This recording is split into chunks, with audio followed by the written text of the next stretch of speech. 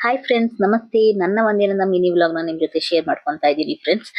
ಇವತ್ತು ನಾವು 3 ಜನ ಫ್ರೆಂಡ್ಸ್ ಎಲ್ಲ ಮಾತಾಡ್ಕೊಂಡು ಹೊರಗಡೆ ಬಂದಿದೀವಿ. ತುಂಬಾನೇ ದಿನ ಆಗಿತ್ತು. ವರಮಹಾಲಕ್ಷ್ಮಿ ಹಬ್ಬದ ಟೈಮಲ್ಲಿ ಹೋಗಿದ್ವಿ. ಅದಾದ್ಮೇಲೆ ನಾವು ಶಾಪಿಂಗೇ ಮಾಡಿರ್ಲಿಲ್ಲ. ಅದಕ್ಕೋಸ್ಕರ ಇವತ್ತು ಸ್ವಲ್ಪ ಲೈಟ್ ಆಗಿ ಶಾಪಿಂಗ್ ಮಾಡೋಣ ಅಂತ ಬಂದ್ವಿ. ನಾವು ಬಂದಿದ್ದು ಮನಾರ್ಸ್ ಮಾರ್ಕೆಟ್ ಅಲ್ಲಿ ಬರುವಂತಹ ಶ್ರೀ ರಾಜ್ ನೋವೆಲ್ಡಿಸಿ ಬಂದ್ವಿ. ಇಲ್ಲಿ ತುಂಬಾನೇ ಆರ್ಟಿಫಿಷಿಯಲ್ ಕಲೆಕ್ಷನ್ಸ್ ಎಲ್ಲ ನಮಗ್ ಸಿಗುತ್ತೆ.